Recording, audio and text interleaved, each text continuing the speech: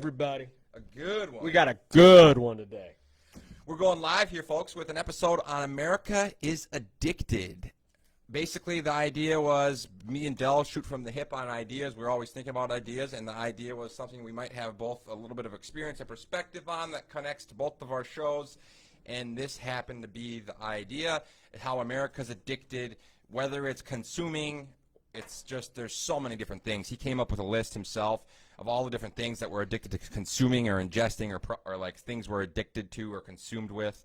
And I think it's just going to be a great episode. We can talk about all these different things and how it correlates to America being restless, irritable, and discontent. Right. And lacking hope. So how are you doing today, Del? All right, let me get the audio set up and we'll go through the intro. Thanks for being with us, folks. Yes, thank you, everybody, for being here. Well, hello, everybody out there in Podcast Nation. This is the Recovery Atheist coming to you live.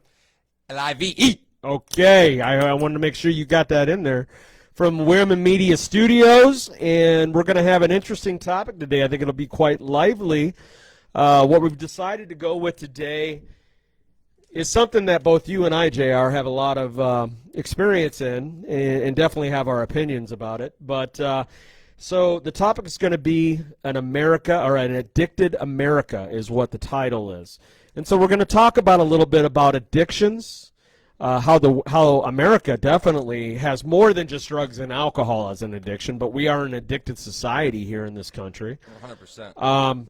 So we're going to touch on some bases and get real, get authentic, and bring some flowing content with it. Some value. So what I'm going to start off with, and then I'm going to let you give some thoughts on this, is a couple definitions about what addiction is. So the Webster's Dictionary calls addiction a compulsive, chronic, psychological or sociological need for a habit-forming substance, behavior, or activity having harmful physical, psychological, or social effects, and typically causing well-defined symptoms such as anxiety, irritability, tremors, nausea upon withdrawal or abstinence, the state of being addicted. It's a strong inclination to do, use, or indulge in something repeatedly. Now, that's the Webster's Dictionary. Now, ASAM, which is the American Society of Addiction Medicine, I know them very well. When I worked as a drug counselor, I had to use what they call the ASAM 6 dimensions to be able to do treatment planning with my clients and weekly progress notes in the 6 different areas that are involved, which is just physical addiction, the withdrawals, their mental health and what's going on there, their treatment acceptance, relapse potentials, environmental, all of that stuff. The whole nine. So, and then treatment plan for that client to help them be able to get sober from those 6 dimensions.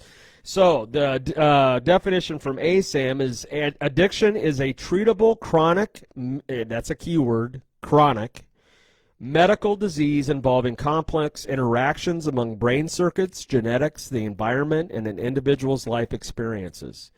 People with addiction use substances or engage in behaviors that become compulsive and often continue despite harmful consequences.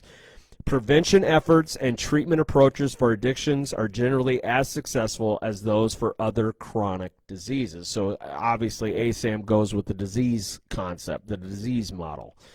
So we're going to talk on that today. We're going to go deep and dive deep into that and just throw out our feelings on that and some value and some content out there, maybe to try to be of help or be able to have questions asked. If you do have a question, please just come and give them to us through Facebook. What is the number for the call-in? It is 218-940-4848. So if you want to call in, definitely go ahead and do that as well to get a hold of us. Obviously, when I put this up on the podcasting network, obviously it won't be live anymore. But in this situation, if you're watching us live on Facebook, we're able to take calls for questions as well right now. So go ahead, JR. What are your thoughts and how you want to take us out with this to start? This is a really big topic. So this is a big part of what we do at Wierman Media, and one of our key talking points, I was actually in the comments section going hard with one of Gary V's Q&As on this the other day, and one of the key talking points I'm going to lean into with everything we do at Wierman Media is about the America's addiction to speed. So as a time-poor society, a lot of people, this can get complex, and it's pretty simple, though. As a time-poor society that spends all of our time doing things we don't enjoy, and we're trying to work a job to make money to pay our bills and liabilities and debts and obligations to then have the time back to do what we love and enjoy, we become a time-poor society, and that's based on Harvard investigation and studies. So, based on that, America's addicted to friction-free living. They have a misperception of their time and speed. And based on that, it's really interesting because not only, Del, if we remove all these things you're going to talk about, all these other drugs and all these other substances and activities and so forth that you're going to list here coming up, there's just the speed and the addiction to comfort. Addiction, it makes so much sense if you think about it. It's the most simple, basic idea. We're addicted to comfort. We're addicted to easy. We're addicted to friction-free paths. Right. Friction-free living. It's an easy thing. And now our species has gotten to a space where we've never had much pain and suffering over the last however many years. Like, we've had, like, whatever degree you want to talk about, it's up to you. But we really have it so good and soft in America now that we don't have to worry about a lot of things. Like, a lot of our threats that we faced in the past are gone. Like, even with one of the worst pandemics we've ever faced, it's only killing less than 1% of the people that are infected. So we are incredibly equipped to survive and sustain, and that equates with us, with advancements in technology and all these other things, to then having a comfort of life that is comfortable and friction-free. So we're addicted to friction-free living, and I think based on all that, I want to lean into all the other stuff we can talk about, but basically that's what I want to shine light on, because if we can correct that, it leads to the consumer being aware of their addiction to speed and how they spend their money and then in turn don't have control of their time, their energy, and their money. So it's a really big issue. Well, and I take advantage of friction-free living. Right now I have no car. I have to ride the bus. Thanks for being with us. So when I go to do shopping, grocery shopping, it's a lot easier for me to just order it through Cub and have it deliver it to me. That's something that you couldn't do back in the day. Now that is an ability that you can do. So yeah, we do live in a friction-free living environment where we're buying off Amazon and eBay and everything else and have it delivered right to our front door. It's been proven. Yeah, we demand it now. We expect. So there's two ends of business. The front end is service. The back end is logistics. And we demand friction-free services and logistics solutions. So the friction-free on both ends. Like the consumer expects to get something now. You're right, Del. That's a great point. We expect to click, get something, order it, and get it so fast now it's not even funny. Yeah, and it's expected. So if I see something I'm ordering and it's like over a week, it's like, fuck that. That's remarkable. Think about that. People used to travel across this country not that long ago in a wagon with wheels and a horse. And I'll pay a little bit more to get it in 3 days for the hell of it. That's the primary example of exactly what we're talking about. Great point, though. Yeah. So, all right. So when we look at addictions, obviously for me and JR, we know what drugs and alcohol have done for us in our addiction. And that's another great example. I mean, just those alone. Those alone in this country, there's a reason why our liquor stores are still open through the COVID as an essential. And sales are skyrocketing. Is because we have an alcoholic problem in this country. We just do. You watch a football game on a Sunday afternoon, I guarantee you're going to see 100 commercials when it comes to alcohol. The thing is if we didn't have those open, we would have people going into withdrawal, other things like that, and they would be taking up hospital beds that they want to keep open for COVID, even though it is the 1%. Now, so drugs and alcohol, we know about that. You've got sex addiction. Go through that list. It's a long list, folks, of all the things we have in America that we're about consuming. How about social media? Can't put the phone down because you're on Facebook constantly or YouTube and you can't get to bed and you're not getting any sleep because you're constantly on that and you got to get up the next morning for work. Even I struggle with that. I think he's talking about what we're talking about here, folks, is unhealthy escapism. Once we realize it. Exactly. These are unhealthy. You want to do social media, that's fine, but if it's having an adverse effect on something else in your life, you might need to take a look at it. 100%. Shopping, buying. Just normal shopping, Amazon, any of that stuff. Tons of people in America. There's people that have literally Amazon packages delivered to their door every day. I have a friend that is up there with that. He constantly has 2 to 3 packages arriving. He's completely the whole thing he's sold on. So yeah, just keep going. The list gets longer. I mean, okay, so then we've got porn. We've got possessions, just having the need for possessions. I've got to have the newest this, the newest that. I got to have this. This will make my life easier. Status. Who we are in society and what we're looked at is an addiction. If that's all we're concerned about, it can definitely have an adverse effect on other relationships that we have. Employment title status. I need to be this. I need to be that. And my family suffers because I'm a workaholic trying to get that employment status. Food. I have an issue with that. I had gastric bypass. I've bloomed back up a little bit now. I do love food. It gives me comfort at times. Slot machines. We talk about gambling. It's not just gambling in general. People get addicted to slot machines. There's a bunch of them. Just people get addicted to poker. I had a little spell of that back in the day. People get addicted to blackjack and all the different types of gambling. The biggest ones I see is lottery tickets and pull tabs. $2,000. Oh no, it was actually $5,000 I lost one time playing blackjack. I didn't even get a chance to sit down at the poker table. At the table, I set my wallet down walking in. I just got done selling a few pounds of marijuana, and I had $5,000 cash in my wallet at the Mystic Lake, and my wallet gets stolen. 5 G's. Last time I've ever gambled, folks. I will never go back. I wanted to. I lost $5,000 in a snap of a finger. You want to talk about just feeling depressing. sick.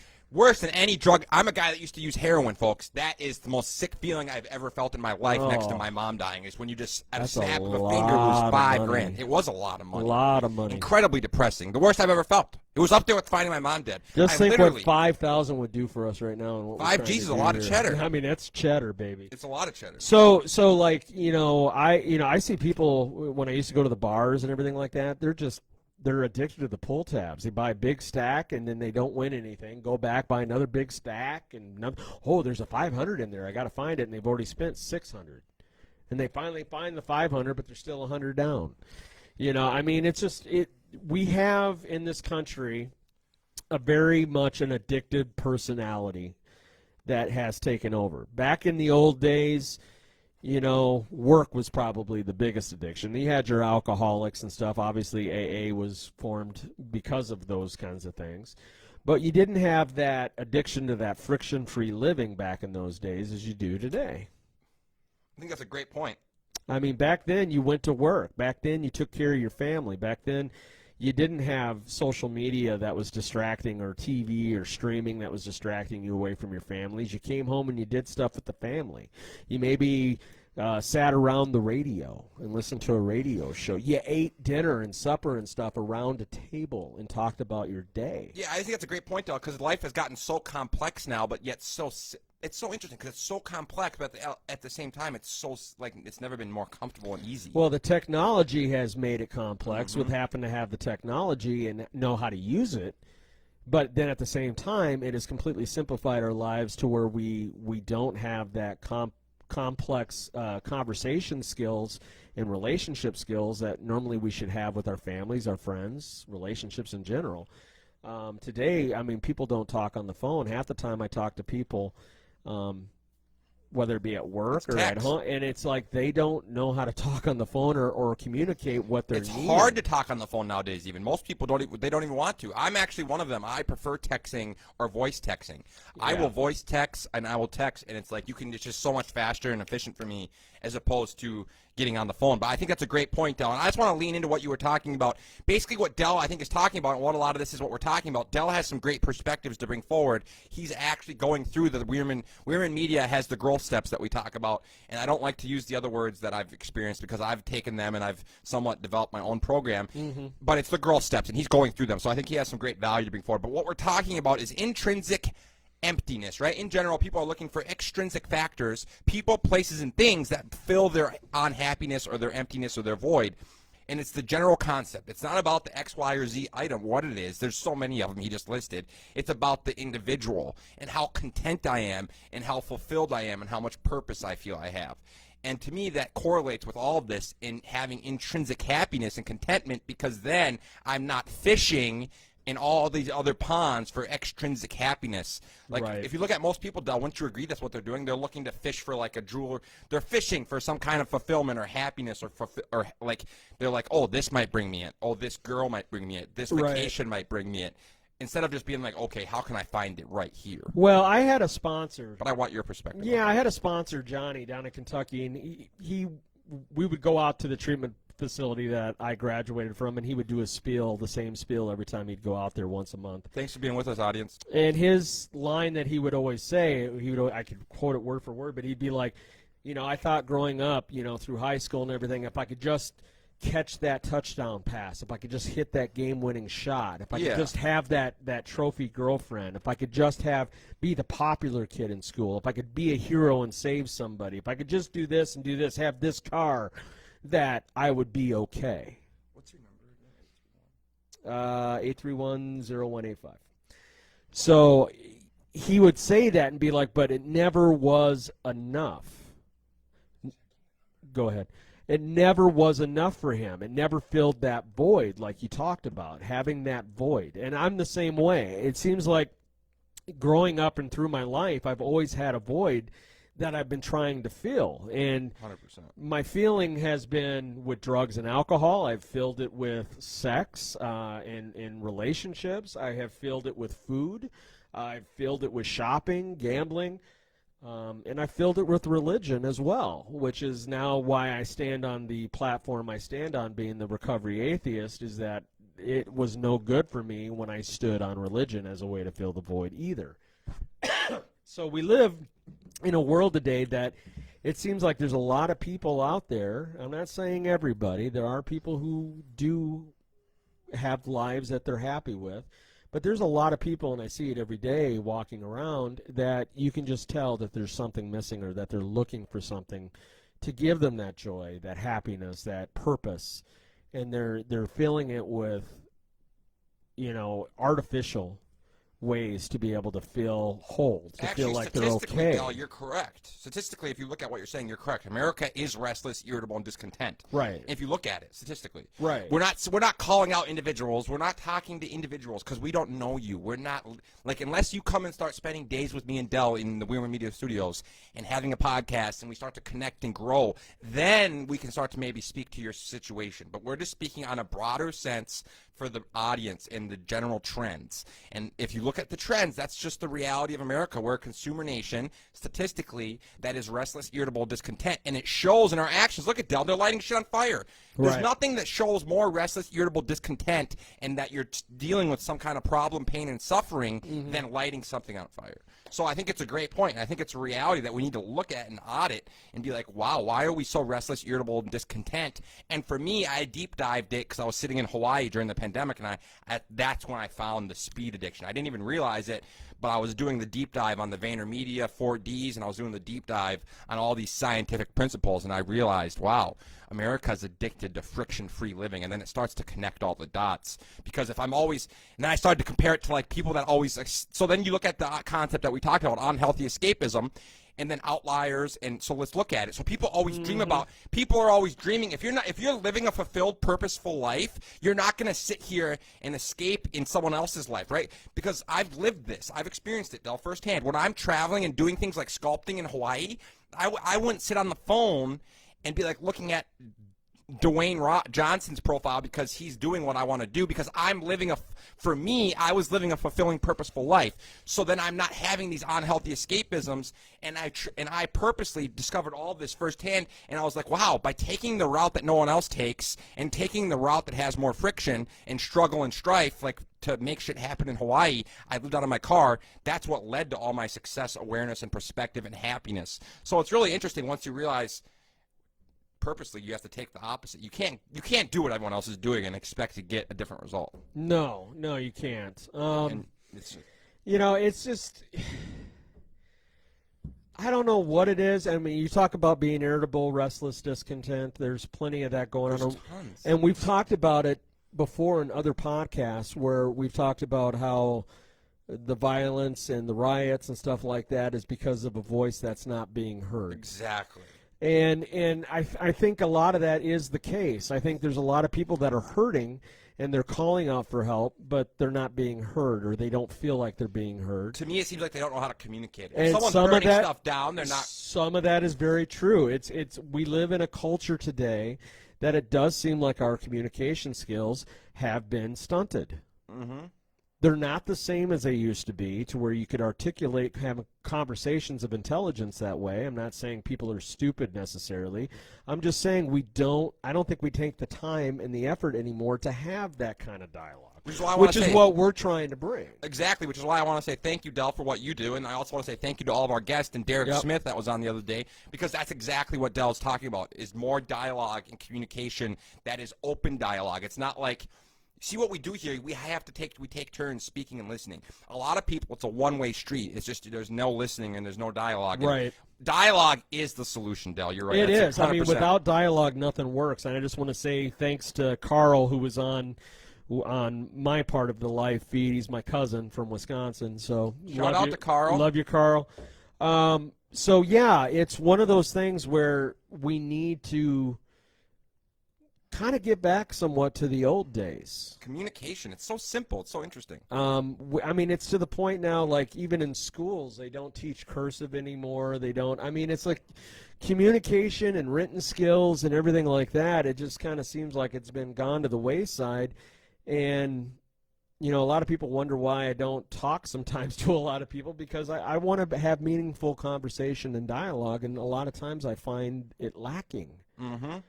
And I'm not saying that to be mean. I'm saying it because I'm sad. And it's a hard spot to be in. I find myself sad that it's that way. I find myself in that same spot a lot, and it's hard to be the guy that wants to then interject and be intellectual and have open dialogue and debate and conversations. And then people like, it all comes back to being discomfort, right? People don't want to be around that person that challenges their ideas, it's just really hard position to be in. You got to be really self-confident to be comfortable around in who you are and what you believe in, and then to go around other people and stand up for that, and then maybe test those boundaries. Like I've just found myself, I've learned how to, like, yeah, I struggle with that same thing, Del, because a lot of times I show up somewhere, and the next thing you know, I start having a meaningful conversation, and people find me intimidating, or it's like, oh wow, we want to talk about something. Like all of a sudden we want to talk about something meaningful, and now it's like, or that key word that they use all the time, aggressive. Like, just because I want to talk about something that is fucking meaningful, you're aggressive. No, we're passionate. There's a difference. Okay, you get us talking about a subject that we're passionate about. Yeah, we're going to talk about it. Yeah, I'm passionate about my people. Okay, we're going to talk about it, and we're going to want to have dialogue about it. And it's like, don't open up the conversation or don't open up the can of worms if you're not willing to sit there and have dialogue with it and just shut down and run away. Yeah, so for you, you're going through a great perspective right now. You're working the growth steps, which the growth steps, folks, at Wierman Media that we believe in for growth in a business or for an individual, right? This is what I realized after running a business is the growth steps are essential. I got away from them running my moving company. So in a company, I realized these same characteristics are essential to success. Our company has to have energy, they have to be rested, everyone has to be content, and everyone has to be non-irritable, right? Those are three key characteristics. If you have those, that means your team feels like they're rested, they feel valuable, they feel appreciated because they're content, they're being compensated, and it's three key characteristics. So then the three key growth steps for the whole, so you have to have those three characteristics, and then the three steps are the first, audit and awareness, second is humility and open-mindedness, and final is action and sharing intellectual value with others freely. That's how I simplified the whole thing, and you're working those right now, right, Del? I am, yes. And the thing is you're never going to always be able to come in here and not have certain things in life make you irritable or something like that, but it's not about being irritable. It's about progress. It's about having dialogue about that irritability and finding a way to work through it. Live in the solution, not the problem. And I have gone through most of my life living in the problem. And today I'm just trying to find solutions.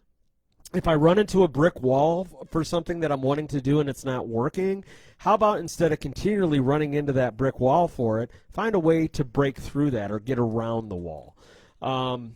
Sounds like a great idea. Yeah, challenge myself to get out of the box and find a different way to live. What is wrong with that? I think that is somewhat scientific if you think about it, right, people? What he's saying is something isn't working. He's testing, measuring, and developing. Like if I go my whole life and something's not working and it's not going very well, maybe I should try X, Y, or Z plan. You know what I'm saying? Like, it's right. Like if I'm on the 26th letter in the alphabet, maybe I don't know what I'm doing. So I agree with you. I think everything that we talk about, Del, we talk about all the time is about testing, measuring, and developing. And what you're talking about is just that. Like, if something's not working for me in my life, I need to try something different. Well, I'll use an old line. It's an old saying. It's kind of weird, the saying, but, there's more than one way to skin a cat. It's an old saying. But there's more than one way to do things. If you are pigeonholing yourself into one way of doing something, you're not going to grow.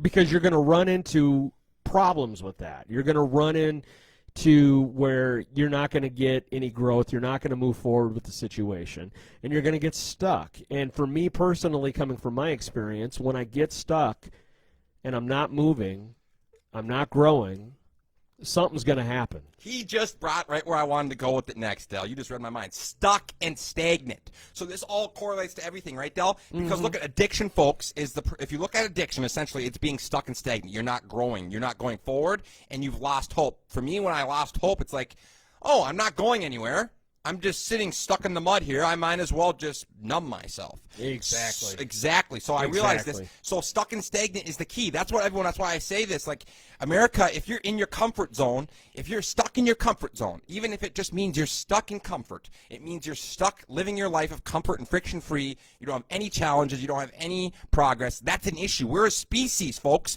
We're meant to be conditioned and fit, and we're meant to be challenged and pushed to grow and progress. So that's just it, Del. I think that's, to me, the key of the whole show is what we're talking about is America and people are stuck and stagnant, and they've lost hope. I think that is such a great point, Del. Very much Stuck. So thanks, Raven, by the way, for tuning in. I see that you just came on. I appreciate you coming on. Raven. And you make a lot of great comments and stuff and look at a lot of my posts. I appreciate it. Appreciate you very much. So when I am stuck, okay, it's like quicksand to me. I use the quicksand analogy a lot.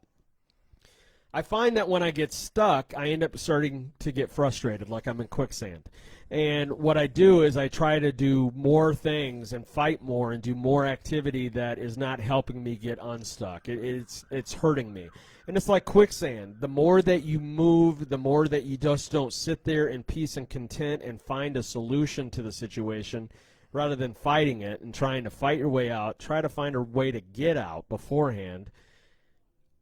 With quicksand, you just start sinking quicker when you do that. When you're fighting it, when you're trying to swim your way out or whatever like that, instead of actually coming up with an idea. So today I'm about ideas. I'm about coming up with, positive ideas that's going to help me go in a direction that I am trying to achieve rather than just sitting still in it. 100%. Make action biased for action by having the less amount of action. I know that sounds weird, but what I'm saying is I'm not going to, how do I want to say it? I'm not going to freak out over a problem anymore. Problems are going to happen, people. There's nothing we can do about it. We're going to have days that we're going to run into problems. We're going to run into situations that we're not happy about. Yeah, that's lack of control. That's just the reality. That's folks. just the reality of it. That's part of life. Instead of living in that and letting it control me and paralyze me because I'm pissed off because I don't have the control in that, and that's really what it comes down to, is I'm mad because I don't have control. Yep. Okay, so when I'm in that situation, instead of living in that and dying in that, why don't I do something else to push myself forward and get my mind off of those situations? There's something else I can do that can take me in the direction that I'm wanting to go that's going to help me in the long run. And then come back to that other issue when the time is right or when it shows itself to me of a way of being able to deal with it. I don't stay stuck in problems anymore. They're not doing me any good. That's a great point. They're not driving me forward toward my ultimate goal, toward my purpose. And so why am I exuding? Why am I giving so much energy to something I can't control and can't change? What can I control in the situation? What can I change in the situation? So that's what I'm trying to do today. I want to make positive change in my life, that psychic change, as I talk about, to where when I see a problem coming up, I'm no longer going, oh, shit, I don't want to deal with this problem. I'm now thinking, how can I solve this problem? Yeah, I think that's a great point, is lack of control. Like, that's powerlessness. Like, there's certain things over life that I've just realized I don't have power over, and there's always going to be unknown that I can't control and events that take place that I can't control. So that's one of those things that helped me with that was my mom dying. So, but I think what Del talks about, a lot of what the whole thing he's talking about is direction, purpose, mission, and a strategy. A lot of us, I feel, lack, like, we are those people. Like, I've been there, and then me and Del talk about it. We've been the people that are doing the same thing and having no progress and hitting our head on the wall and like, what's the solution? What, like, I didn't know at 21. And luckily I started to find direction, purpose, mission, and strategy in others.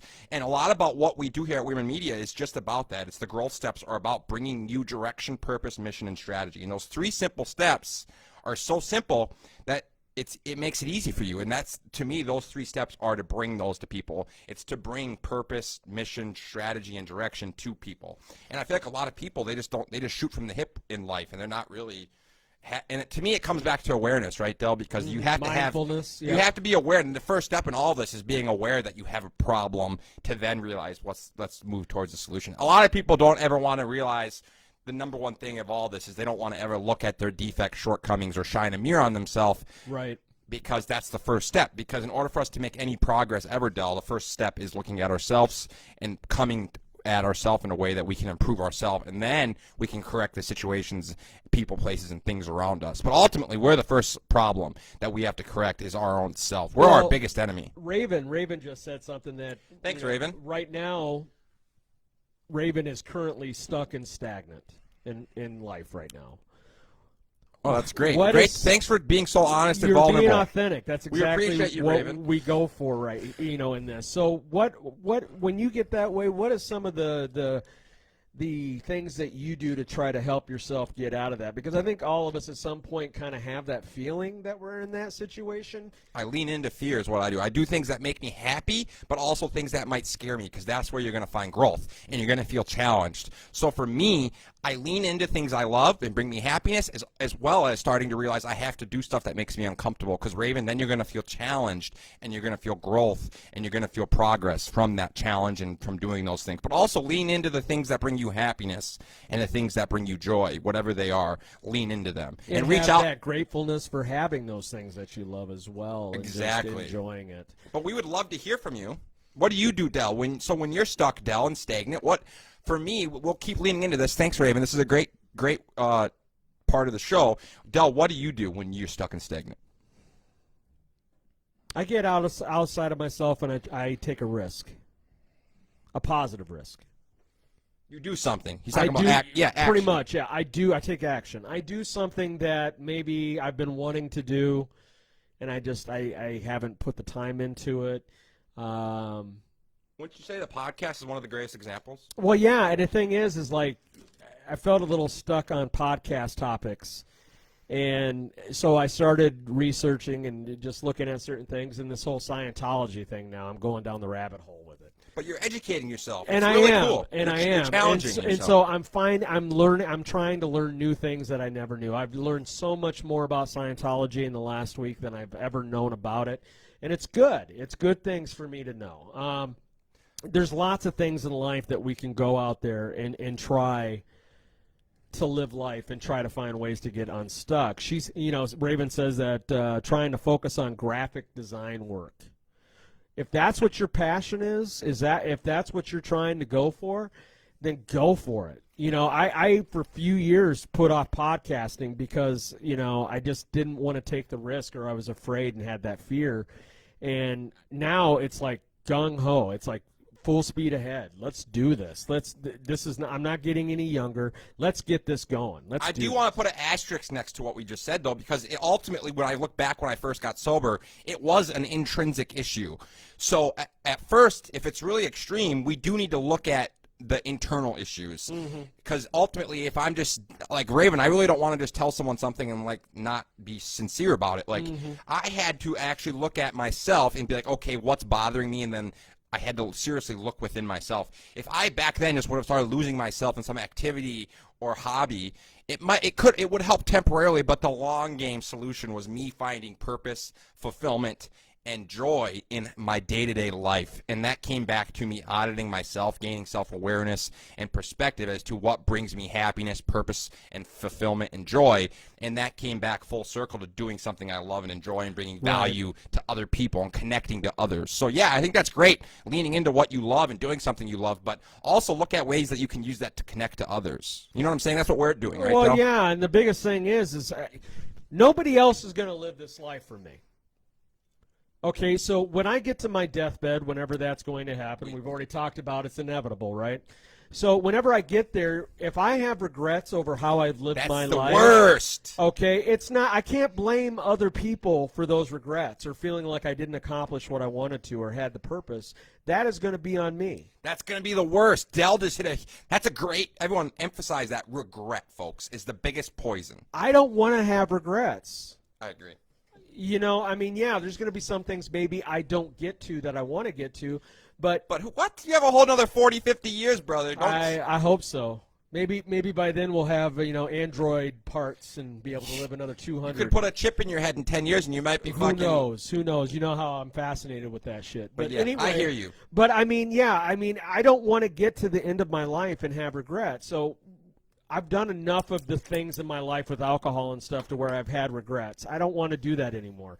I want to go out and live my life and enjoy the things I want to enjoy and partake in life. There are so many people out there in the world today that don't know or don't even try to partake in life and live life on its terms, day in and day out, just living in the moment. I understand we've got to have ideas of plans that are in the future and what we want to do and have some goals that way, and that's fine. But I want to make sure also that in the day that I am living, that I am not missing key things in my life to be grateful for and to enjoy. I've done enough of that with alcohol to where I would just go through days like, holy shit, 6 days has gone by and I don't even know how they went by. Totally. Today, I want to be able to have substance in my life each day, and that's regardless of whether or not it's a good day or not. I have good days and bad days. But at least something, I should be able to take something from that day and be able to say, you know what, I'm alive. I'm alive. I've been able to live. I'm helping. I'm being a humanist. I am enjoying my life. I'm having those fulfilling relationships in my life, and I'm doing fulfilling things and having growth in my life. That's what I'm trying to achieve. That's big. That's where everything comes from. What he's talking about is he's talking about exactly what we just talked about. That's the opposite of being stuck and stagnant. That's the opposite of staying in your comfort zone. That's the opposite of everything that we talked about. But ultimately, me and Del also are talking about maybe in the future doing some other shows. And I think with Raven reaching out, it's really cool. It's making me think, and this is what this open dialogue does. It's making me think like, yeah, Raven, maybe you could also start a podcast, or you could even call in, because we love the idea moving forward of having a show that might just be about people sharing their pain and suffering, and then we can connect and relate and talk, because I think there's a platform moving forward in the future that might do really well for people like yourself that are in a tough spot, that can just reach out, share their difficulties on it, and be like, okay, then we can process them and talk, and you can just work through it. And you can also, Raymond, start your own show for next to nothing. We would love to help. Del helps his friend recently, Lux. Shout out to his friend Lux. She started with, it takes very little, next to no money. All you need is off right now, baby. Taking off. You don't even need that much money. You just need simple, basic phone. Even you can start doing it with. You can even start without a microphone. You can just turn the camera on your phone around and do it. So that's what I did. So Raven, you can literally start connecting to people, sharing your, like, you love whatever you love and you love doing it. Start sharing that with others, and start sharing your pain and suffering with others, and then you're going to start to realize you're not alone. And then through that, you're going to realize, wow, I got all these people around me, and I can reach out via technology and connect to them. That's what me and Del are doing.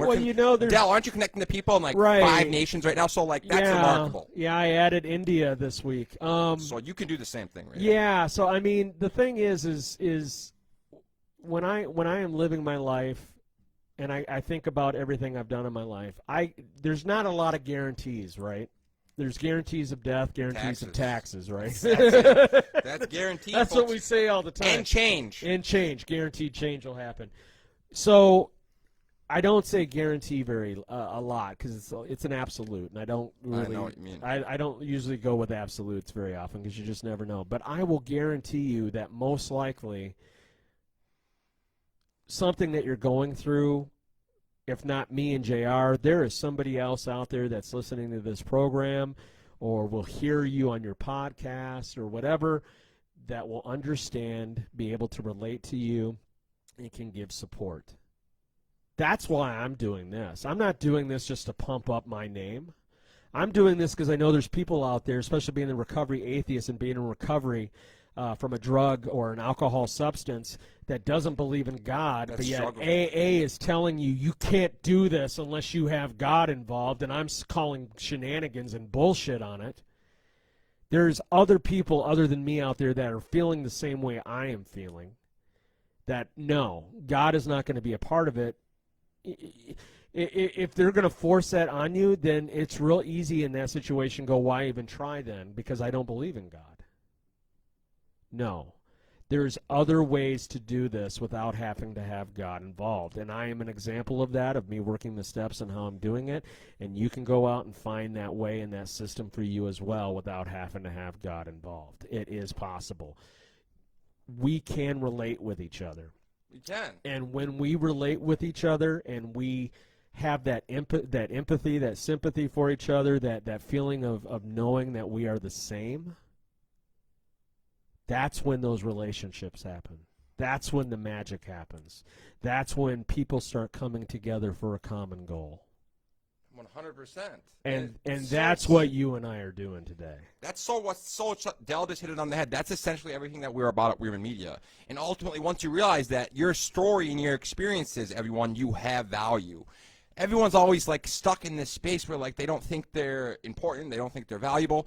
Listen, everyone, Raven, or anyone that's watched, Raven, Safundo, and Brian, everyone that's watched, like, people that are watching, you have value. All you have to do is start sharing your story. Your story is your most valuable tool. Gary Vee talks about this all the time, and especially in America, like Del says, this all correlates back to addiction and America being addicted because, listen, if we all start sharing our truths and be vulnerable and authentic and real, we then will start to come together, and by sharing your story, that's the key to the growth steps, is being vulnerable, authentic, and real, and sharing your story and your experiences, we then, like he just said, find common ground and unity. And if everyone started doing that in America via a podcast or technology and using the tools of technology to share their story and their experience, Raven, you're going to start to realize a lot of people will reach out. We're seeing it here at my show and Dell's show. It's you're going unbelievable. to have people reach out that say they can relate, that say you're helping them, that say they keep saying keep doing what you're doing, and you're going to be like, wow.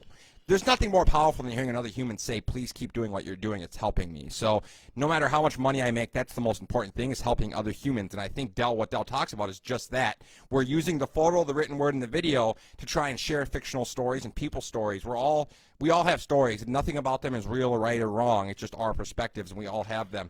And that's how we find common ground and unity, through sharing our stories, and then we can move forward united. Well, that's a powerful, and that's powerful the other tool. thing I want to say is we're not, I love coming on here and helping somebody else, but helps us the most. I'm here for help too.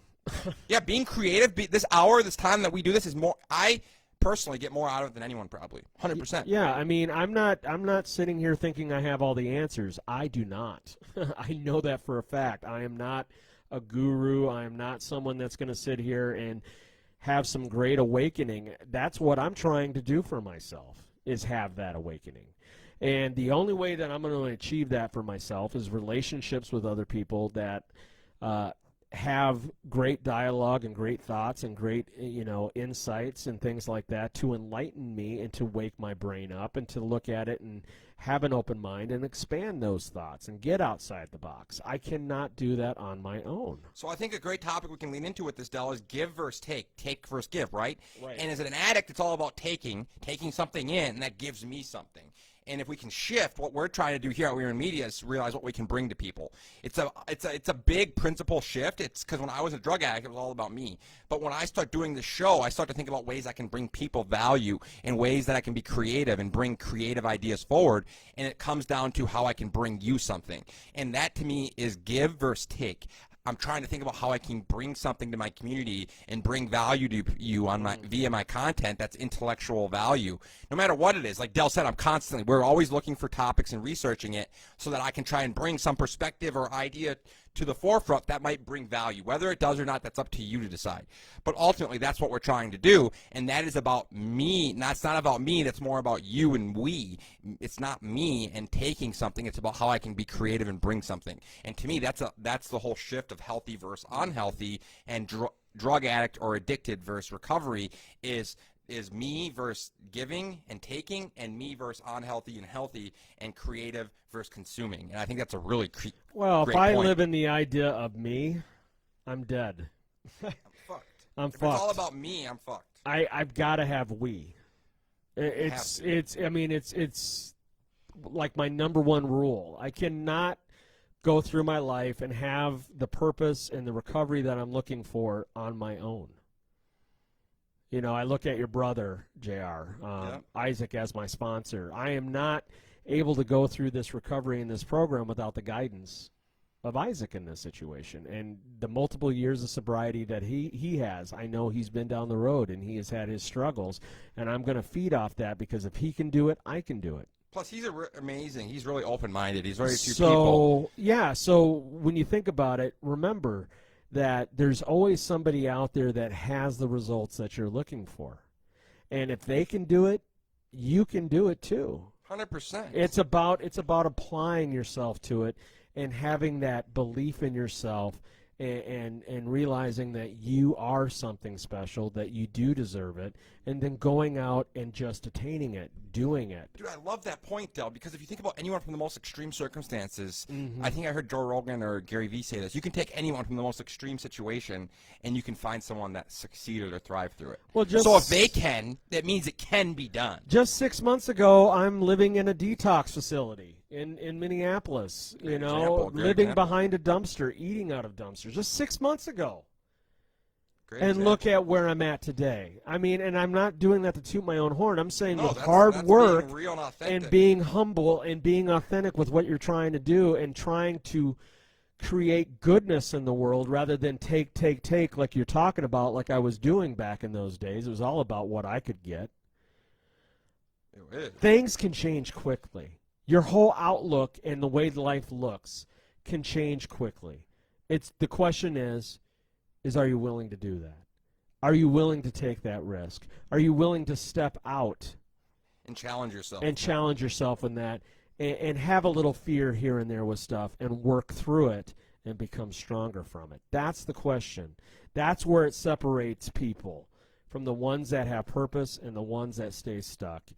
Are you willing to move forward, to make change, to challenge, to take risks, to don't go with what the status quo is. Exactly. Don't just be a follower and just go with the sheep. Stand out. Be somebody different. Be your own person. That's what I'm trying to do. I think that's a great point, man. It comes down to getting out, like he said, growth comes from getting out of your comfort zone. And ultimately, it's about being comfortable with who we are and realizing that we all struggle with pain and suffering. And if I want to change, I can't just do it in my comfort zone. I have to start doing things that make me uncomfortable. And that requires me doing stuff that no one else is doing, right, or that very few are doing. A lot of people, they want to like be the successful, rich person, but they never want to take that road of sacrifice, right, and hard work and discipline, where they live out of their car to make it happen, or they sacrifice to make it happen. Like, to me, everyone wants it, and they want it for nothing, and so everyone wants the money, they want the fame, and they want the success, and they want it for nothing. They don't want to do the work, and they don't want to put in the hard sacrifice and discipline and the hours to get there. So it's just really interesting. Everyone wants the easy, softer way. Nothing that you do that you're going to be grateful for and enjoy is going to come where it's handed to you. Nope. Nothing.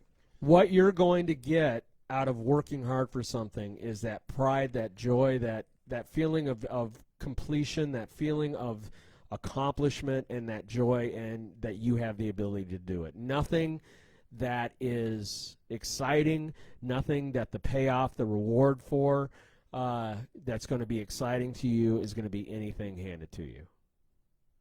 You put the work in, and when you get to the end of that line, after putting all that work in and you've attained what you've looked for, that purpose, it makes it all worthwhile. The payoff is so much more rewarding than just having it handed to you.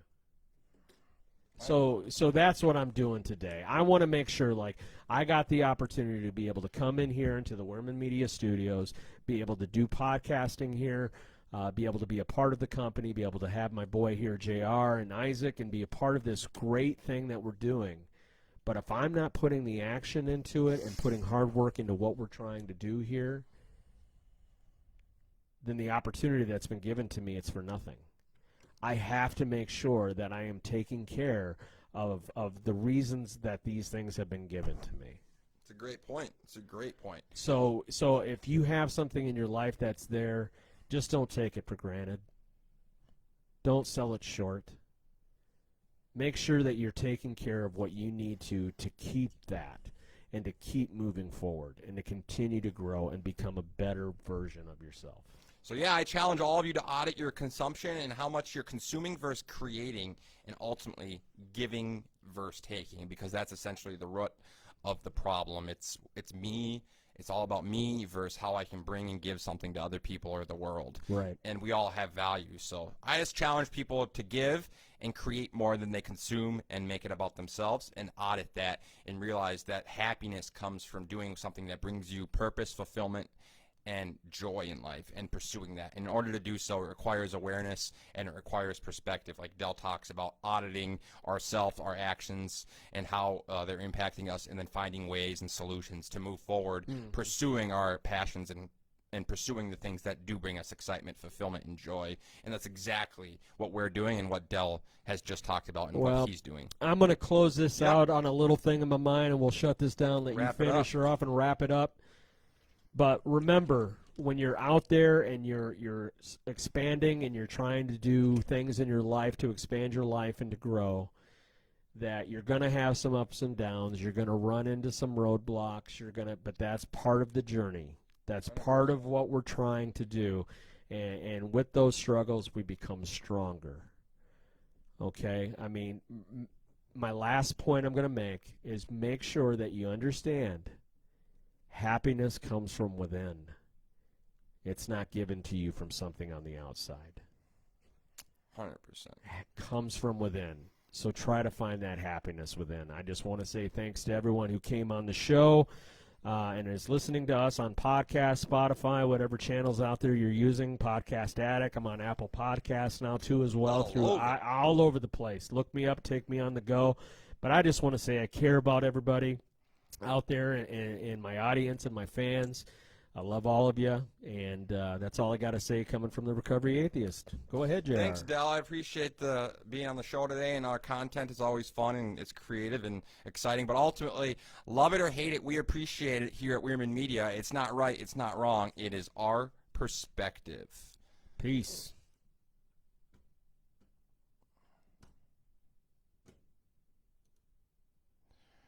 Russell Ebnick.